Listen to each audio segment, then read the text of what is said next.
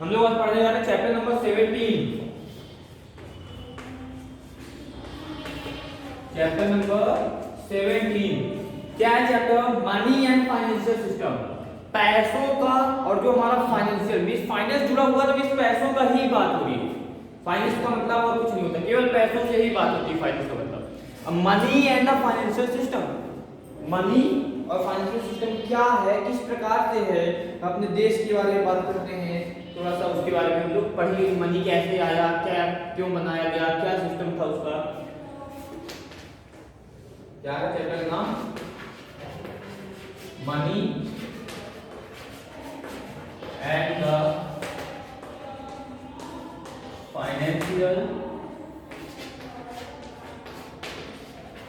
System. सबसे पहले आप लोग देखिए कि आप लोगों ने पैसा निकालने वाली मशीन देखी ना, एटीएम मशीन जिसे कहते हैं। एटीएम मशीन का फुल फॉर्म किसी को पता है? Automated teller machine. Automated teller machine, ये एटीएम का फुल फॉर्म होता है, हमेशा याद रखना है। क्या होता है?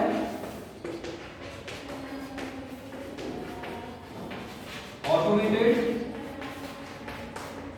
टेलर, और एम का मतलब होता है मशीन। Automated teller machine. अब ये एटीएम में ऐसा होता क्या है कि पैसा निकल आता है। कोई किसी ने सोचा है ऐसा कभी? एटीएम कार्ड और प्लास्टिक का होता है। एटीएम कार्ड अगर आप लोगों ने देखा हो तो प्लास्टिक का एटीएम कार्ड होता है।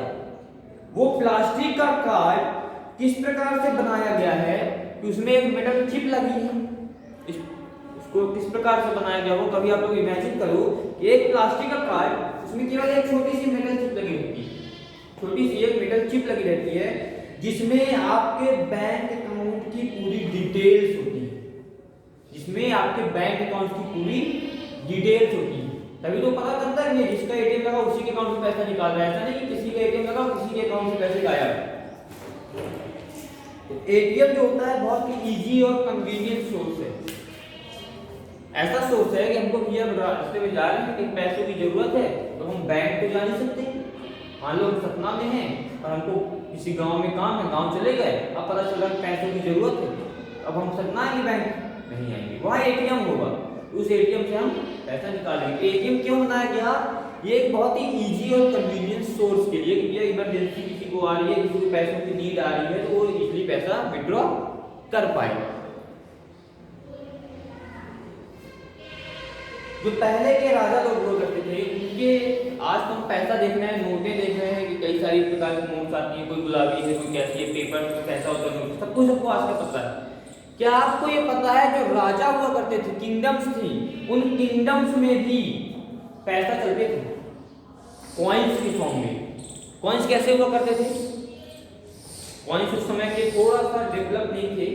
आज हम लोग एक ही पूरे देश में करेंसी होती है, उसमें किंगडम के बेसिस पे कॉइन्स चलते थे। जो जिस राज्य का है उस राज्य का सिक्का लेता है। सिक्का सुना था आप लोगों ने, टेलीविजन में सुना होगा, हिस्ट्री पढ़ी है उसमें सुना होगा, सिक्का चलते थे। मतलब जिस राज्य का है उस राज्य की एक मुहर लगी होती थी। उस राज्य की क्या एक सिंबल होता था या एक मुहर लगी होती थी, इससे ये पता चलता था कि ये किस राज्य का कॉइन है, और उस कॉइन से पहचान भी आती थी कि ये किस राज्य का आदमी है। कॉइन से ही पता चल जाता था पहले। क्या आज पता चलता है? आज कुछ पता नहीं चलेगा, कभी तो एक ही यूज कर रहे हैं। पहले इतना ज्यादा एडवांस था नहीं, तो पहले पेपर करेंसी नहीं चलती थी। सिल्वर का कॉइन होता था, गोल्ड के कॉइन होते थे, एलॉय होते थे, कॉपर के होते थे, मेटल्स के बनाए जाते थे पहले। अब धीरे धीरे क्या हुआ, नई नई चीजें बनती गई, इन्वेंशंस होते गए, डिस्कवरीज होती गई। अब पेपर में नोटें बनती हैं, पेपर की नोट्स बनती हैं, 10 रुपए 5 रुपए की नोट बनती हैं, पेपर के फॉर्म में बनती हैं। पहले वो पेपर आता था, नॉर्मल पेपर होता था, वो पेपर को भी धीरे धीरे एडवांस बनाया गया, और आज जो पेपर यूज होता है सभी को पता है क्या है। तो एवोल्यूशन ऑफ मनी आया कैसे? सबसे पहले बार्टर सिस्टम चलता था। क्या चलता था? Barter system. बार्टर के बाद मेटेलिक मनी आई। पहले बार्टर सिस्टम चलता था, फिर क्या आया? मेटेलिक मनी आई, इस मेटल से जो कॉइन्स बनते थे वो। फिर पेपर करेंसी आई।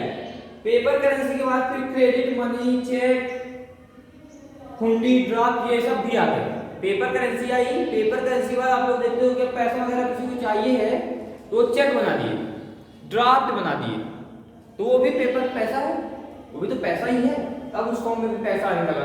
फिर इसके बाद प्लास्टिक की मनी आ गई, प्लास्टिक की मनी आ गई, जैसे क्रेडिट कार्ड्स आ गए, एटीएम कार्ड्स आ गए।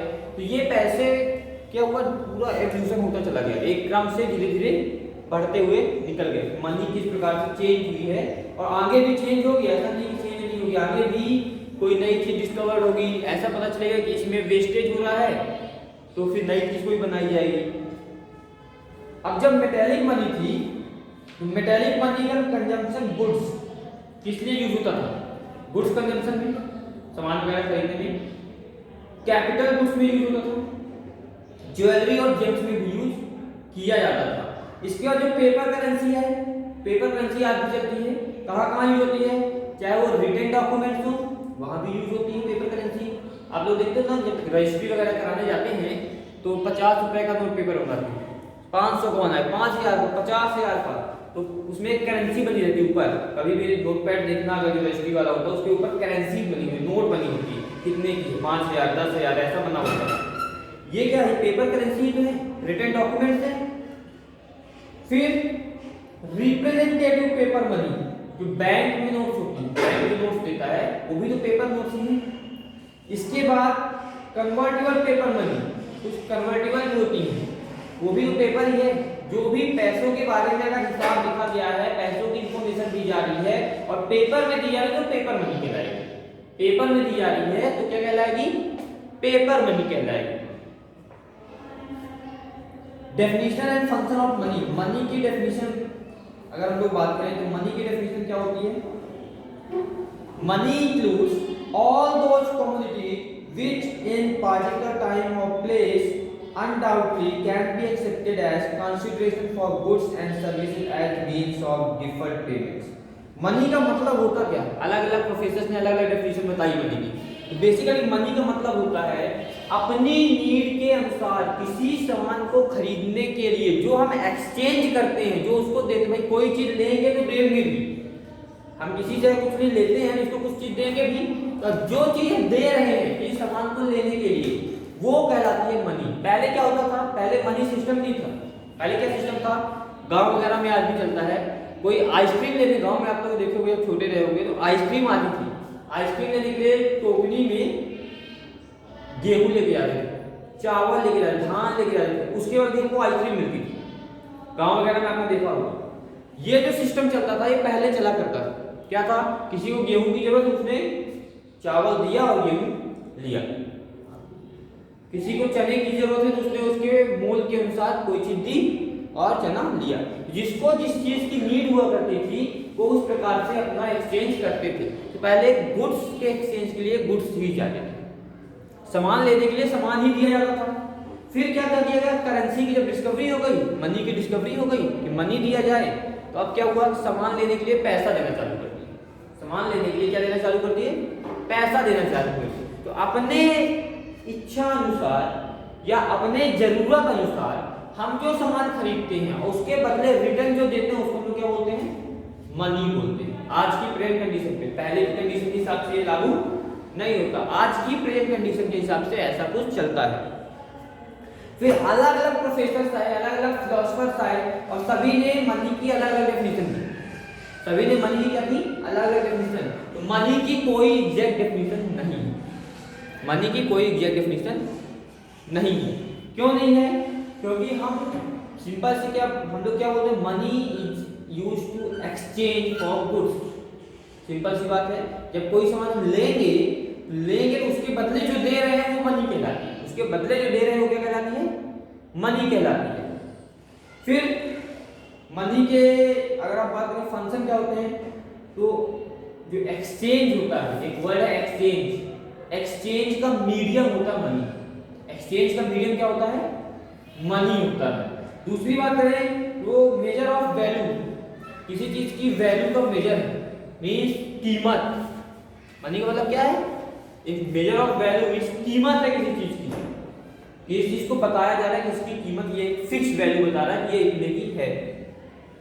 पहले क्या हम लोग जानते थे, गेहूं के बदले गेहूं देते, गेहूं के बदले चावल लिए, गेहूं दिया और चावल लिया। तो क्या किसी को पता था कि चावल की फिक्स वैल्यू क्या होगी, कि गेहूं की क्या फिक्स वैल्यू होगी, क्या चावल और गेहूं का रेट आज आप लोग बाजार में देखते हो तो अनुमान लगाओ, क्या चावल और गेहूं का रेट सेम है?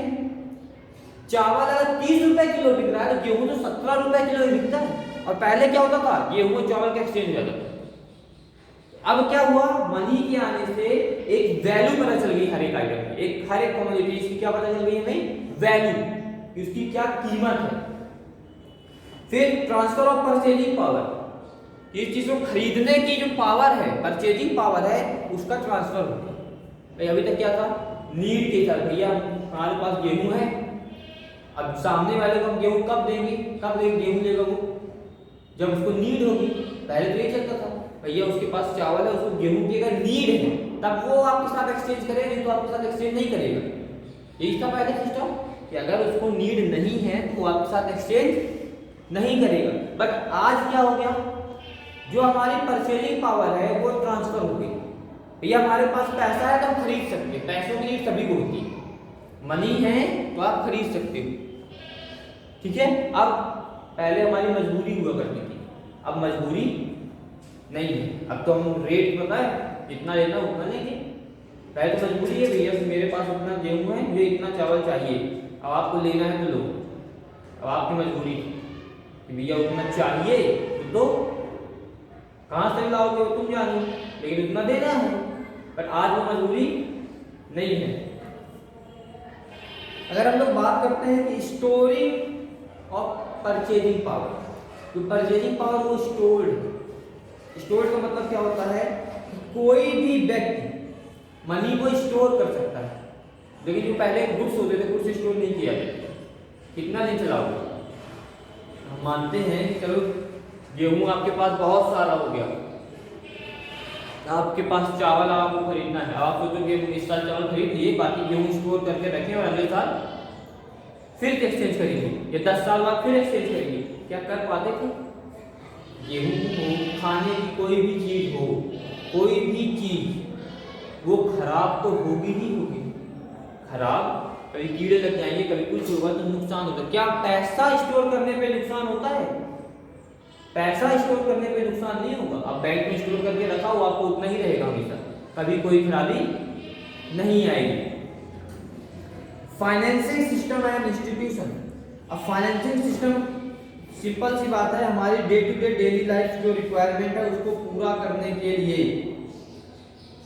मनी की नीड होती है। डे टू डे जो भी रिक्वायरमेंट है आपकी, आपको ब्रश करना है तो ब्रश के लिए भी पैसों की जरूरत होती है।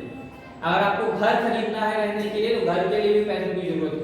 हम छोटी से छोटी बात की बात करें, अगर नाखून को काटना है तो नेल कटर चाहिए या ब्लेड चाहिए, उसके लिए भी पैसों की जरूरत होती है। इस छोटे से छोटे काम के लिए पैसों की जरूरत है, बिना पैसे कुछ भी नहीं हो रहा है।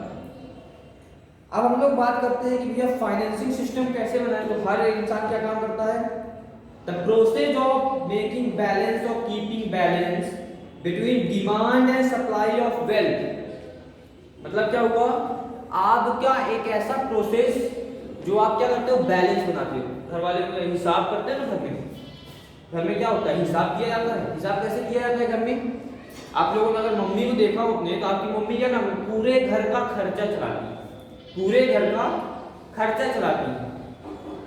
उनको आपने देखा होगा तो कैसे खर्चा चलाती हैं, वो एक छोटी चीज मींस आपकी पढ़ाई से लेकर के खाने पीने का प्लस घर के खाने में या घर के सामानों में जो भी खर्चा होगा पूरा मेंटेन रखती है। एक बिल बना के रखती हैं, उनको किस चीज में कितना खर्च करना है, किस चीज में कितना खर्च करना है, और जितना खर्च करना है वो यूज के हिसाब से खर्च करना है। ऐसा नहीं कि अगर आपको आलू की जरूरत है तो आप एक दिन गए और 1 कुंटल आलू लेके आ गए, ऐसा कभी किया घर में किसी ने नहीं किया है। तो अपनी नीड के हिसाब से, अपनी नीड के हिसाब से, जरूरत के हिसाब से हम जो बैलेंस बनाते हैं, हम क्या बनाते हैं, बैलेंस करते हैं, बैलेंस बनाते हैं। मेरी जितनी जरूरत है उतना ही खर्च करेंगे, जितनी जरूरत है उतना ही खर्च करेंगे, बाकी सेव करके रखेंगे कि फ्यूचर में कुछ होगा। फ्यूचर में जरूरत, मान लेते हैं कि आपको 10,000 रुपये पेमेंट मिलती है, सिंपल से एग्जांपल समझना। फाइनेंसिंग सिस्टम, बैलेंसिंग सिस्टम का यूज क्या है, क्यों यूज है। मान लो आपको 10,000 रुपये पेमेंट मिलती है, ठीक है, 10,000 रुपये आपने 2 दिन में खर्च कर दिए, 2 दिन में खर्च कर दिए, सब सामान आपने ले आए, आपने कोई बैलेंस नहीं किया। आपको पता है कि आपको चावल दाल ये सब लगता है, कितनी नीड है अभी आपको नहीं पता।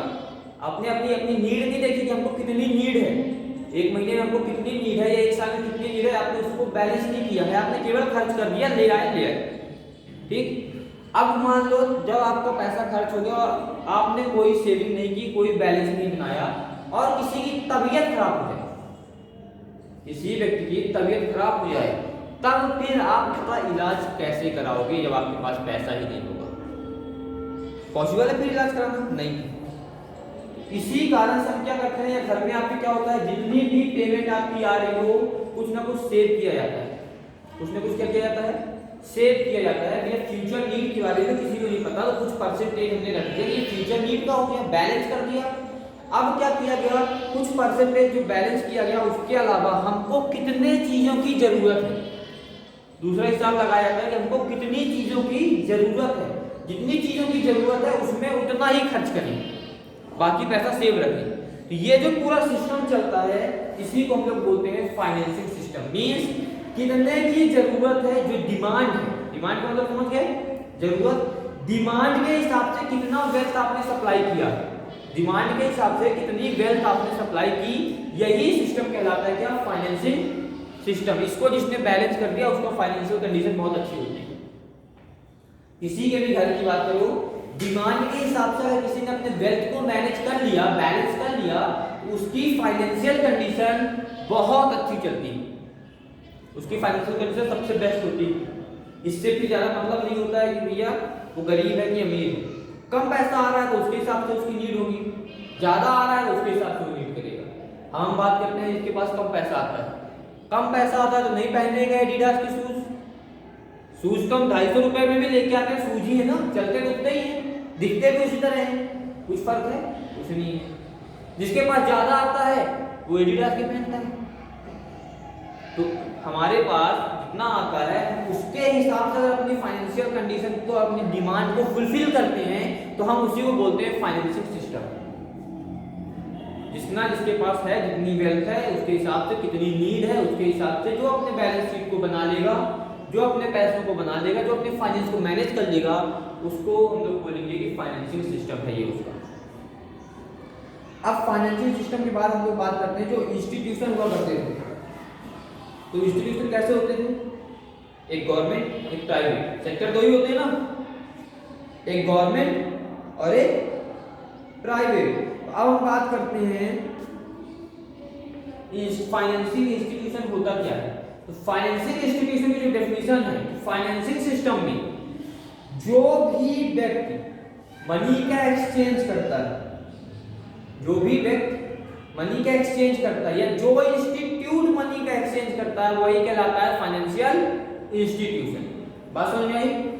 Money, people exchanging money is said to be financing institution. जो एक्सचेंज करता है उसी को हम लोग फाइनेंसिंग इंस्टीट्यूशन कहते हैं। अब फाइनेंसिंग इंस्टीट्यूशन दो प्रकार हो सकते हैं, एक हो सकता है कि वो प्राइवेट हो, एक हो सकता है वो गवर्नमेंट हो। गवर्नमेंट में तो गवर्नमेंट सब कुछ कर ही रही है, मैनेज करके रखी है। प्राइवेट में जमींदार वगैरह के आप लोग जानते हो, वो भी तो यही काम करते हैं, फाइनेंशियल सिस्टम को मेंटेन करते हैं, मनी का एक्सचेंज करते हैं। जमींदार के बारे में पता ना सभी को, जमींदार का काम भी फाइनेंशियल सिस्टम से रिलेटेड है। आप लोगों ने टेलीविजन में बहुत देखा होगा, जो भी 90s या 2000 की मूवीज आती थी उसमें जमींदार का रोल बहुत होता था, वो ट्रेंड चलता था जमींदार के ऊपर। तो जमींदार के बारे में लगभग मुझे नहीं लगता कि किसी को ना पता हो। प्राइवेट इंस्टीट्यूशन की बात करें, जमींदार, चिट फंड्स जो होते हैं, चिट फंड्स के बारे में भी जानते हो, चिट फंड्स वगैरह जो है प्राइवेट सेक्टर के कहलाते हैं। लेकिन इंडिपेंडेंस के बाद जमींदार वाला सिस्टम खत्म कर दिया गया, लॉ बना दिया गया, जमींदार वाला जो सिस्टम तो वो खत्म हो गया। मेजर फाइनेंशियल इंस्टीट्यूशन जो प्राइवेट और पब्लिक सेक्टर है, इनके जो फाइनेंशियल इंस्टीट्यूशन है, बड़े बड़े फाइनेंशियल इंस्टीट्यूशन कौन कौन से हैं अगर बात करें, पहला है सबसे बड़ा बैंक। सबसे बड़ा कौन है? बैंक। बैंक से बड़ा फाइनेंशियल इंस्टीट्यूशन कोई भी नहीं है, ये हमेशा याद रखना कि बैंक से बड़ा कोई भी नहीं है। अब बैंक सभी को पता क्या होते हैं, जहाँ पे हम अपना पैसा स्टोर कर सकते हैं। यहाँ पे अपना पैसा क्या करते हैं हम लोग, स्टोर करते हैं, डिपॉजिट करते हैं या लेते भी हैं, उधार भी लेते हैं ना बैंक से, तो हम लोग क्रेडिट भी करते हैं और डेबिट भी करते हैं बैंक में। मतलब लेन देन का पूरा हिसाब किताब बैंक में होता है। फिर बैंक के अलावा जो आप बैंक के बाद दूसरा कौन सा आएगा आपका, सभी को इंश्योरेंस कंपनी के बारे में पता है। इंश्योरेंस कंपनी जो इंश्योरेंस करती है, वो कंपनीज भी होती हैं क्या, फाइनेंशियल इंस्टीट्यूशन। क्यों होती हैं, क्योंकि वो क्या काम करती हैं, हमको सिक्योरिटी प्रोवाइड करती हैं। क्या प्रोवाइड करती हैं, सिक्योरिटी। रिस्क लेती है कमोडिटीज पे, सर्विसेज में, बिजनेस एक्टिविटीज में, सभी चीजों से हमको इंश्योर करती है। सभी चीजों से हमको क्या करती हैं, इंश्योर करती है। तो इंश्योरेंस इसीलिए उसका नाम पड़ा हुआ है। इंश्योरेंस नाम का मतलब क्या है कि उनको इंश्योर कर देते हैं कि आपकी रिकवर हम करेंगे। तो आप उसमें क्या करते हो, थोड़ा थोड़ा पैसा डिपॉजिट करते जाते हो, करते हो। बहुत लोग थोड़ा थोड़ा पैसा, कोई हेल्थ इंश्योरेंस ले रखा है, किसी ने अपना बुढ़ापा पेंशन के लिए इंश्योरेंस ले रखा है, तो बहुत प्रकार के इंश्योरेंस होते हैं। तो सभी लोग गाड़ी के इंश्योरेंस के बारे में सभी लोग जानते हैं। क्या होता है गाड़ी के इंश्योरेंस, एग्जांपल लो अगर, तो क्या इंश्योर करती है, भैया एक्सीडेंट हो जाए, कुछ भी हो जाए, हमारी जिम्मेदारी। यही है ना उनका इंश्योरेंस का मतलब। वो जो पैसा लेती है वो बोलती है कि कुछ भी हो जाए इसके साथ, कोई रिस्क हो जाए, तो जिम्मेदारी किसकी है, हमारी, हम इसको ठीक करवा के देंगे। तीसरा क्या होता है, साहूकार, इंडिजिनस बैंक जिसे कहते हैं। साहूकार क्या कहते हैं, इंडिजिनस बैंक। मतलब ये एक ऐसा व्यक्ति होता है जो लोन दिया करता है, ऐसा व्यक्ति साहूकार जो लोन देता है। अब ये लोन किस प्रकार से देता है, तो फार्मर साहूकार होगा या तो कॉमर्शियल होगा। कुछ होते हैं जो किसानों को लोन देते हैं, कुछ होते हैं जो कॉमर्शियल बड़े बड़े इंडस्ट्रीज को, छोटी छोटी जो इंडस्ट्री ट्रेडिंग वगैरह होती हैं, सॉ मिल वगैरह होती हैं, उनको देते हैं। इसके बाद जमींदार। जमींदार आज के डेट में तो खत्म हो गया, बट पहले जमींदार क्या होते थे, बहुत बड़े बड़े लैंडलॉर्ड होते थे। जमींदार का मतलब क्या है, जिसके पास बहुत सारी जमीन। क्यों है, वो जमीन के बदले क्या करते थे, पैसा दिया करते थे। पहले के जमींदार क्या काम करते थे, जमीन के बदले पैसा देते थे। आप अपना सामान गिरवी रख जाओ, हम उसमें पैसा आपको देंगे। मतलब जिसको जो नीड थी तो क्या काम करता था, गिरवी रखता था। आज भी चलता है, आज बैंक से लोन लेते हैं, जमींदार सिस्टम पता है, किससे लोन लेते हैं, बैंक से लोन लेते हैं। कुछ सेल्फ हेल्प ग्रुप होते हैं, self help group. Self help group का मतलब क्या होता है, कुछ ऐसे वॉलंटरी ऑर्गेनाइजेशंस होते हैं जो गरीब लोगों की मदद करते हैं। गरीब लोगों की क्या करते हैं, मदद करते हैं। ये ना प्राइवेट होते हैं ना गवर्नमेंट होते हैं, ये खुद के काम होते हैं। जैसा हम भी लोगों ने बोला कि एक ग्रुप बना दिया 4 लोगों 5 लोगों का और चल दिया कि भैया इतने लोग की मदद कर देते हैं, ये बहुत गरीब है, तो उसको हम लोग क्या बोलते हैं, सेल्फ हेल्प ग्रुप। अब ऑब्जेक्टिव क्या होते हैं सेल्फ हेल्प ग्रुप के, to develop feeling of working together unity. एक साथ काम करने की जो फीलिंग है उसको डेवलप करती है। दूसरा क्या है, हेल्प करती है फ्यूचर बेटर करने में, या ऐसा सेव करने में कि हमारा फ्यूचर, सेविंग करने में मदद करती है कि हमारा फ्यूचर क्या हो जाए, अच्छा हो जाए, बेटर हो जाए। और क्या काम करती है, सेल्फ एम्प्लॉयमेंट की अपॉर्चुनिटी को क्रिएट करती है। और क्या काम कर सकती है, सेल्फ रिलायंस की फीलिंग को बढ़ाती है। अवेयरनेस लाती है। सब्जेक्ट्स कौन कौन से हैं, अवेयरनेस किस में लाती है, हेल्थ में, न्यूट्रिशन में, एजुकेशन में, डोमेस्टिक वायलेंस में। आप लोग देखते होंगे बहुत सारे ग्रुप्स होते हैं, संगठन होते हैं जो लोगों के स्वास्थ्य के बारे में बताते हैं, एजुकेशन के बारे में भी जागरूक करते हैं, बहुत सारी चीजें रहती हैं। बहुत सारे ऐसे वेलफेयर एक्टिविटीज होती हैं जो गवर्नमेंट, बैंक और अदर सर्विस इंस्टीट्यूशन की हेल्प करते हैं। कुछ ऐसे होते हैं जो गवर्नमेंट की भी हेल्प करते हैं, बैंकों में हेल्प करते हैं। मान लो कभी कोई बैंक कर्जे में डूब जाता है, सुना होगा आपने न्यूज़ में, तो किसी आदमी ने बैंक में इतना कर्जा, उसको इतना पैसा दे दिया कि वो कर्जे से मुक्त हो सके। कई सारे आपने सुना होगा कि बैंक क्या गवर्नमेंट प्रॉपर्टी है, बैंक की मदद कर रहा है मतलब गवर्नमेंट की मदद कर रहा है। इसके बाद होता है मोबाइल बैंक के बारे में किसी ने सुना है क्या, चलता फिरता बैंक, मोबाइल बैंक। एक चलता फिरता बैंक जो है स्टैब्लिश किया गया था खरगांव मध्य प्रदेश में। कहाँ स्टैब्लिश किया गया था, डिस्ट्रिक्ट खरगांव मध्य प्रदेश में। और इस इंस्टीट्यूशन का नाम क्या था? लक्ष्मी वाहिनी। ये एक मोबाइल वैन थी। ये क्या थी? एक मोबाइल वैन। इसमें क्या होता था? The capital of this institution is ₹1 crore and it provides various types of banking facility to villages by going from village to village. ये क्या काम करती थी? गांव-गांव जाया करती थी और जो गांव के लोगों को नीड होती थी, वे गांव के आसपास बैंक वगैरह तो होते नहीं थे। आज भी कई जगह ऐसा देखा गया है गांव के आसपास बैंक नहीं, उनको शहर आना होता है। तो जो मोबाइल बैंक थी वो क्या काम करती थी? वैन थी, गाड़ी थी, जिसमें बैंकिंग फैसिलिटीज प्रोवाइड करने के लिए बनाया गया था। वो गांव-गांव जाती थी और किसानों की जो भी नीड होती थी उसको फुलफिल करने की कोशिश करती थी। Chit fund in the south Indian state there has been a long history of chit fund plans. It is much popular in the village of south India.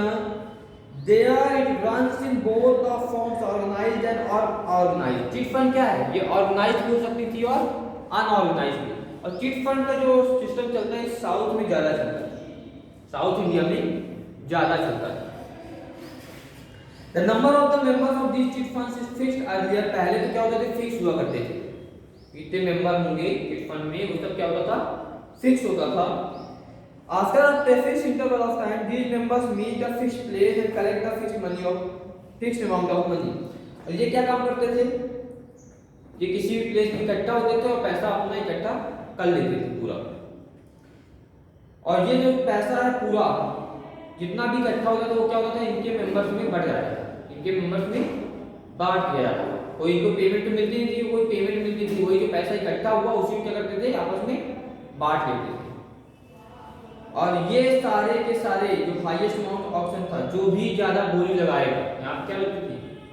बोली। चिट फंड में क्या होता है? आपको पता है चिट फंड में क्या होता है? बोली लगती थी। जो ज्यादा बोली लगाएगा उसके पास ज्यादा पैसा जाएगा। कुछ फाइनेंशियल इंस्टीट्यूशन द्वारा या आपके चिट फंड रजिस्टर्ड इंस्टीट्यूट भी चलाते हैं, आपके फ्रेंड वगैरह भी चलाते होंगे। कोई फ्रेंड भी चला रहा है, चिट फंड का धंधा कर रहा है, कोई बहुत सारे लोग होते हैं चिट फंड के लिए। ये ऑर्गेनाइज्ड भी होता है और अनऑर्गेनाइज्ड भी होता है। आप लोगों ने कई बार बीच में सुना होगा कि चिट फंड में पैसा जमा किए थे और कंपनी गायब। अनऑर्गेनाइज्ड कोई रजिस्ट्रेशन तो है नहीं, हमको पता भी नहीं चलता है ये क्या है, ऑर्गेनाइज्ड है या अनऑर्गेनाइज्ड, तो हमारा पैसा डूब जाता है। बैंक कितने प्रकार के होते हैं? बैंक के बारे में अगर बात करें तो बैंक कितने प्रकार के होंगे? पहला होता है कॉमर्शियल बैंक। कौन सा बैंक होता है? कॉमर्शियल बैंक, जो ऐसे बैंक जो शॉर्ट टर्म लोन्स देते हैं। कैसे लोन देते हैं? शॉर्ट टर्म लोन्स देते हैं। किस पर्पस के लिए? कॉमर्शियल पर्पस के लिए देते हैं। ऐसे बैंक जो शॉर्ट टर्म लोन्स देते हो किस पर्पस के लिए? कॉमर्शियल पर्पस के लिए, वो बैंक कहलाते हैं कॉमर्शियल बैंक। और ये सारे जो लगभग कॉमर्शियल बैंक क्या है? प्राइवेट चलते हैं, कुछ और गवर्नमेंट भी चलते, मतलब प्राइवेट बैंक भी होते हैं कॉमर्शियल और गवर्नमेंट बैंक भी कॉमर्शियल होते हैं। गवर्नमेंट बैंक का मतलब है पब्लिक बैंक, कंफ्यूज मत होना। गवर्नमेंट बैंक का मतलब क्या है? Public bank. एक आता है इंडस्ट्रियल बैंक। तो इंडस्ट्रियल बैंक क्या होता है? जो लॉन्ग टर्म और मीडियम टर्म होते हैं उसमें मदद करते हैं, लोन देते हैं। क्यों? ताकि इंडस्ट्रीज वगैरह। मीडियम और लॉन्ग टर्म को लोन कौन लेगा? आम आदमी तो लेगा नहीं, इंडस्ट्रीज ही लेंगी क्योंकि उनको ही नीड है। तो जो इंडस्ट्रीज को लोन देते हैं, इंडस्ट्रियों की फाइनेंशियल कंडीशन को देखते हैं, वो कहलाते हैं इंडस्ट्रियल बैंक। बेसिकली एक होता है foreign exchange bank. Foreign exchange bank में क्या होता है? आप लोगों ने सुना है कि विदेशी करेंसी, हम विदेश गए तो वहां पे तो विदेशी करेंसी लगेगी, तो उसके लिए भी एक बैंक होता है जो आपकी क्या काम करता है? आपकी करेंसी को उस जिस देश में आप जा रहे हो वहां की देशी करेंसी से एक्सचेंज कर देता है। उसे हम लोग क्या बोलते हैं? Foreign exchange bank. एक होता है एग्रीकल्चर बैंक, जो एग्रीकल्चर सिस्टम ट्रेड और इंडस्ट्री दोनों से अलग होता है। ट्रेड और इंडस्ट्री दोनों से अलग होता है। तो जो एग्रीकल्चर लोन देते हैं जो बैंक, वो कहलाते हैं क्या? Agricultural bank. एक और आएगा agricultural cooperative banks. Agriculture cooperative banks क्या होते हैं? जो फार्मर्स को कम इंटरेस्ट पे लोन देते हैं, वो कहलाते हैं एग्रीकल्चर कोऑपरेटिव बैंक। बहुत सारे होते हैं, एक सेंट्रल कोऑपरेटिव बैंक हो गया, स्टेट के भी होते हैं cooperative bank. Land development bank, land development जो होते हैं वो लॉन्ग टर्म लोन देते हैं किसे, फार्मर को। लॉन्ग टर्म लोन्स देते हैं किसे देते हैं, फार्मर्स को। कैसे, लॉन्ग टर्म का मतलब क्या है, 15 से 20 साल का, 15 से 20 साल तक तो लॉन्ग टर्म कहलाएगा। साल 2 साल लॉन्ग टर्म नहीं कहलाता, वो शॉर्ट टर्म ही रहता है। 15 से 20 साल तक के लिए लो इंटरेस्ट पे, बहुत ही लो इंटरेस्ट पे लोन देते हैं। किस लिए लोन देते हैं, लैंड डेवलपमेंट के लिए, लैंड रिफॉर्म के लिए, उसे हम लोग बोलते हैं लैंड डेवलपमेंट बैंक। फिर रीजनल रूरल बैंक, तो 1975 में ये बैंक का सेटअप हुआ था, रीजनल रूरल बैंक। इसका मेन ऑब्जेक्टिव क्या था, जो रूरल एरिया होते हैं वहां पे इन बैंक को खोला गया था ताकि रूरल के जो लोग हैं, गांव के लोग हैं, उनको मदद मिल सके, इसलिए इसका नाम पड़ा है रीजनल रूरल बैंक। कब इसकी स्थापना हुई थी, 1975 में। National bank for agriculture and rural development, national bank 12 जुलाई, या डेट याद रखना, 12 जुलाई 1982 में डेवलप हुआ था, या एस्टैब्लिश हुआ था। इसका जो पर्पस था वो क्या था, जो एग्रीकल्चर है उसको डेवलप करने के लिए लोन देंगे। क्या काम करते थे, एग्रीकल्चर को डेवलप करने के लिए क्या करते थे, लोन दिया करते थे। फिर केंद्रीय बैंक, केंद्रीय बैंक के बारे में सही होता है रिजर्व बैंक। ये सभी बैंकों को क्या करता है, मैनेज करता है। मींस केंद्रीय बैंक सुप्रीम इंस्टीट्यूशन होता है किसी भी फाइनेंशियल इंस्टीट्यूशन का, सुप्रीम इंस्टीट्यूशन। ये जितने भी बैंक होंगे ये सारे के सारे क्या होंगे, इसी बैंक के निर्धारित पे काम करेंगे। जो ये बैंक रहेगा उसी तरह काम करेंगे, इसी बैंक से सब कुछ रजिस्टर्ड होते हैं। मींस इंडिया का इकलौता बैंक जो सेंट्रल बैंक है वो है the reserve bank of India, the reserve bank of India. International bank, नाम से ही पता चलता है, ऐसे बैंक जो वर्ल्ड लेवल पे काम करते हैं। कहां काम करते हैं, वर्ल्ड लेवल पे। वर्ल्ड लेवल का मतलब जो इंटरनेशनल इकोनॉमिक प्रॉब्लम्स होती हैं उसको सॉल्व करते हैं। इंटरनेशनल इकोनॉमिक प्रॉब्लम्स होती हैं जो उनको सॉल्व करते हैं, उसको हम लोग क्या बोलते हैं, इंटरनेशनल बैंक। नाम से ही पता चलता है, जो विश्व की बात करें वो इंटरनेशनल, अब विश्व के इकोनॉमिकल कंडीशन को जो मैनेज करे वो इंटरनेशनल बैंक। ये चैप्टर आपका इतना ही था। बेसिकली इसमें जनरल इंट्रोडक्शन दिया गया है और ये जनरल इंट्रोडक्शन लगभग हमको पता होता है। आज की डेट में मुझे नहीं लगता कि कोई भी ऐसा स्टूडेंट होगा जो बैंकों के बारे में न जानता हो जाता। और ये जो आपको इन्फॉर्मेशन दी गई है ये आपके कॉम्पिटिटिव एग्जाम्स के रिगार्डिंग भी है। कॉम्पिटिटिव एग्जाम्स में ऐसा कुछ पूछ सकता है, पूछता है, कुछ क्वेश्चंस ऐसे फॉर्म होते हैं। अभी आप लोग शायद एनटीएससी का पेपर दोगे, तो एनटीएससी का जो पेपर होता है उसमें भी तो आपका ये सिलेबस आता है, तो उन सब पेपर्स के लिए भी ये इंपॉर्टेंट है। ठीक है, ये चैप्टर यहाँ पे फिनिश।